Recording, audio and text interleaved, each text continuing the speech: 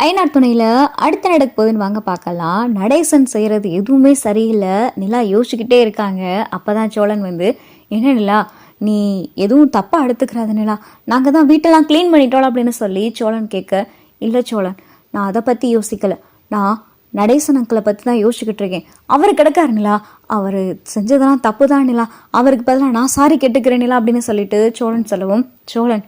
நீங்கள் சாரி கேட்குறதுனால என்ன ஆகிற போகுது, நான் வீட்டில் எவ்வளவோ முறை அவர்கிட்ட சொல்லிட்டேன் குடிக்காதீங்க குடிக்காதீங்கன்னு. நான் மட்டும் இல்லை, சேரண்ணா பாண்டி நீங்கள் எல்லாருமே சொல்லியும் அவர் கொஞ்சம் கூட காது கொடுத்தே கேட்க மாட்டேங்கிறாரு.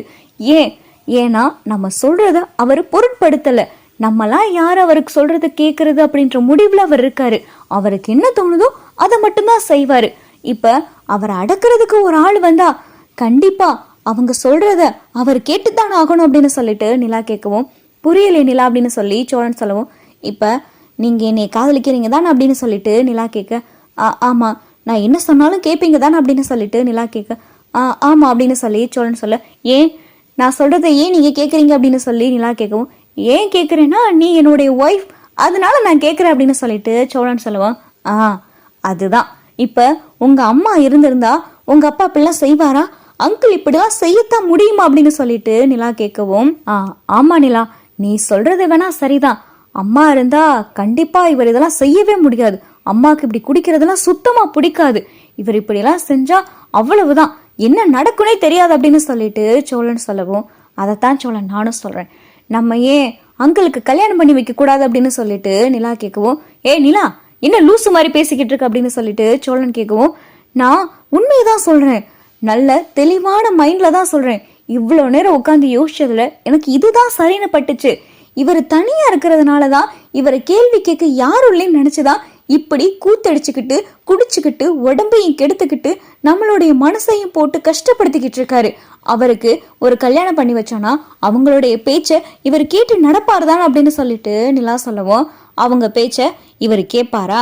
வரவங்களையும் இவர் கஷ்டப்படுத்தினா என்ன செய்யறது அப்படின்னு சொல்லிட்டு சோழன் கேட்கவும், இல்லை சோழன் அவர் கண்டிப்பா அப்படி செய்ய மாட்டாரு, எப்படிதான் இருந்தாலும் கணவன் மனைவியா மாறினதுக்கு அப்புறமா கண்டிப்பா அவங்களுடைய வார்த்தைக்கு இவர் மரியாதை கொடுப்பாரு, அவங்க சொல்றத இவர் கேட்பாரு, 1000 தான் இருந்தாலும் நீங்க அவருடைய பசங்க, நம் மருமக, மற்றபடி நம்ம அவர் கூட உட்காந்து ஒரு மணி நேரமாவது பேசியிருப்போமா, கிடையாது. அவர் மனசுல என்ன இருக்குன்னு என்னைக்காவது நம்ம கிட்டலாம் மனசு விட்டு பேசியிருப்பாரா, கிடையாது. அவர் எப்ப வராரு, எப்ப போறாரு, எப்ப தூங்குறாரு, என்ன எப்ப செய்யறாரு, எதுக்கு குடிக்கிறாரு, ஏன் குடிக்கிறாரு, வர்ற காசை சம்பாதிக்கிற காசை என்ன செய்யறாரு, ஏதாவது நமக்கு தெரியுமா? அன்னைக்கு வீட்டு தேவைக்கு நீங்களும் காசு கொடுக்கணும்னு சொன்னேன், அவர் என்ன சொன்னாரு, வரவங்க தான் அந்த சோபா பீரோ எல்லாம் வாங்கிட்டு வரணும்னு சொன்னாரு. இப்படி எதுக்குமே நம்ம சொல்றத காது கொடுத்தே கேட்காம இருக்கிறவரை நம்ம என்னதான் செய்ய முடியும்? அவரை திருத்தன்னா அதுக்கு ஒரே வழி அவருக்கு கல்யாணம் பண்ணி வைக்கிறதா அப்படின்னு சொல்லிட்டு நிலா சொல்லவும், சோழன் அப்பதான்,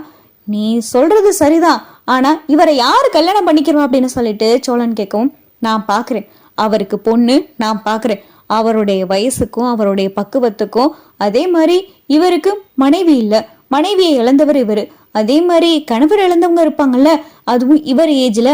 அதே மாதிரி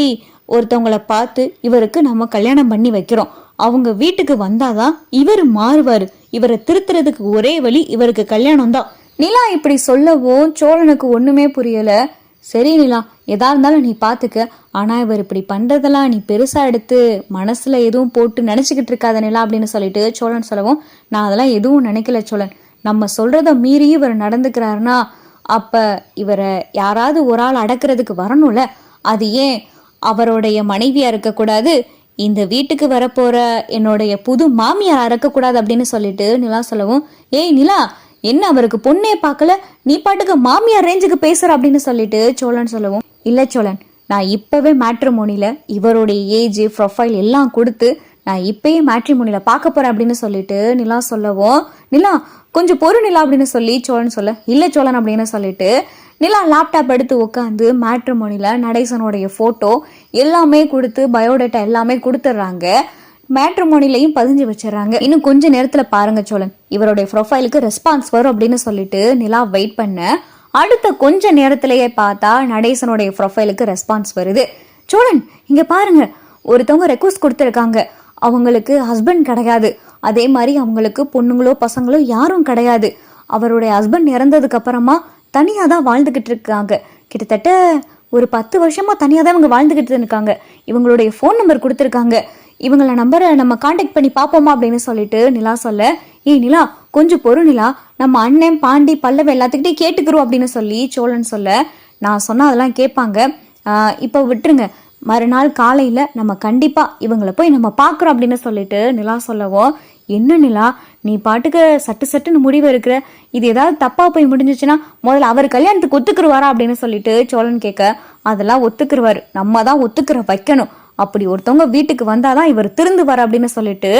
நிலா நடேசனுக்கு கல்யாணம் பண்ணி வைக்கிறதுல விடாப்பிடியா இருக்காங்க. மறுநாள் காலையில் ஆயிடுது. அண்ணன் உங்ககிட்ட கொஞ்சம் பேசணும் அப்படின்னு சொல்லிட்டு நிலா கூப்பிடவும், பாண்டி இங்கே ஒரு நிமிஷம் வாங்க, பல்லவா இங்கே வாடா அப்படின்னு சொல்லிட்டு நிலா கூப்பிடவும், அப்பதான் சோழன், அண்ணே நிலா சொல்றத கேளுனே அப்படின்னு சொல்லி சோழன் சொல்ல, என்னப்பா நிலா அப்படின்னு சொல்லி சேரன் கேட்க, இல்லைண்ணே நான் ஒரு முடிவெடுத்திருக்கேன், நல்லா யோசிச்சு பார்த்து ஒரு முடிவெடுத்திருக்கேன், அந்த முடிவுக்கான ஆரம்ப புள்ளியும் ஆரம்பிச்சாச்சு அப்படின்னு சொல்லிட்டு நிலா சொல்ல, என்னப்பா என்னென்னமோ சொல்ற, என்னப்பா அப்படின்னு சொல்லி சேரன் கேட்க, இல்லைண்ணே அங்கிளுக்கு கல்யாணம் பண்ணி வைக்க போறேன் அப்படின்னு சொல்லிட்டு நிலா சொல்ல,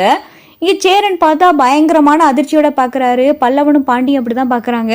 என்னங்க சொல்றீங்க அப்படின்னு சொல்லி பாண்டி கேட்க,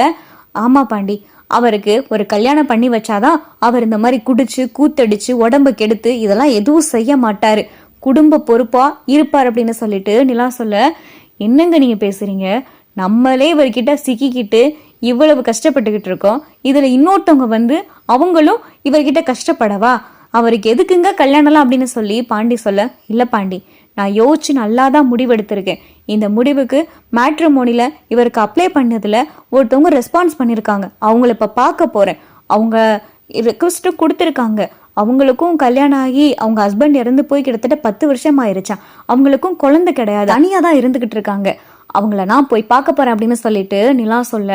என்னப்பா நீ ஏதோ அவசரப்பட்டு முடிவெடுக்கிறியோன்னு தோணுது அப்படின்னு சொல்லி சேரன் சொல்ல, நான் அவசரப்பட்டு முடிவெடுக்கலாம், நல்லா நிதானமாக யோசிச்சு தான் முடிவெடுத்திருக்கேன், சோழன் வாங்க போகலாம் அப்படின்னு சொல்லிட்டு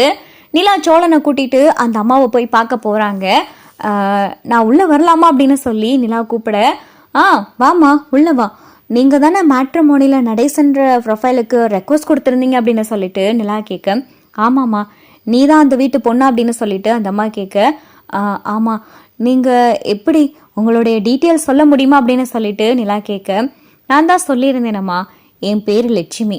அவர் போய் கிட்டத்தட்ட 10 வருஷத்துக்கு மேலே ஆச்சு, நானும் தனியாக தாம்மா இருக்கேன், அது மட்டும் இல்லாமல் நான் ரெக்வஸ்ட் கொடுக்கறதுக்கு முக்கிய காரணம், நீ அவருக்கு 4 பசங்க இருக்காங்கன்ற கொடுத்துருந்த, அதே மாதிரி ஒரு பசங்க கல்யாணம் ஆயிடுச்சு, நீ தானம்மா அந்த பொண்ணு, அந்த பையனோடைய ஒய்ஃப் நீ தானே அப்படின்னு சொல்லிட்டு அந்த அம்மா கேட்க,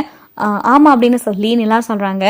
இவ்வளோ நாள் தனியாக இருந்துட்டேன், கல்யாணம் பண்ணுன்ற ஆசையில் கல்யாணம் பண்ணலாமா, ஒரு குடும்பம்னு இருந்தால் மனசு நிம்மதியாக இருக்கும்னு தோணுச்சு, அதனால தான் எனக்கு சொத்து பத்தெல்லாம் இருக்குமா, ஆனால் இந்த முடிவெடுத்ததுக்கு காரணம் காலமும் கடந்துருச்சு,